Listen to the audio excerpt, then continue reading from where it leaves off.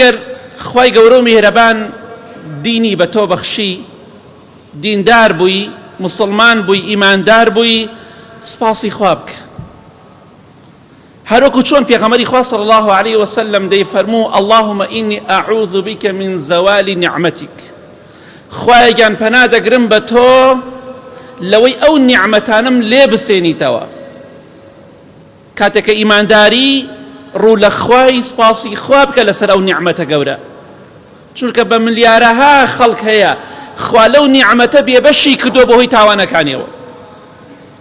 بۆیە بەردەوام سپاسی خوا بکە کە ئیمانداری خوای گەورە لەو هەموو خەڵکەدا تۆی هەڵبژاردووە، ئیمان و تەقوای بە تۆ بەخشیوە، ڕێگای خواناسی پیشانی تۆداوە، سپاسی خوا بکە لەسەری. چونکە لەوانەی ئینسان پەنا بە خوای گەورە ئەو ئیمانەی لێ بسێنرێتەوە، ئەو کاتە خەسارەتمەندی دنیا و قیامەت دەبێت. چەندەها کەسمان بینی دیندار بوو، بەڵام پێش ئەوەی بمرێت پەنا بە خوای گەورە وازی لە دینەکەی هێنا. بۆیە خۆشەویستی خوا فەرمێ صلی الله عليه وسلم بە کردەوەی هیچ کەسێک معجب مەبن. لا تعجبوا بعمل أحد حتى تنظروا بما يختم له. بكدوي هیچ کەسێک معجب مەبن، مەخەڵەتێن، تەماشاکن بزانن ئەو کەسە بەچی کۆتایی دێ، چونکە کۆتایی کردەوەکان زۆر گرنگە. خوای گەورە ئاخرمان بەخێر بگێڕێ.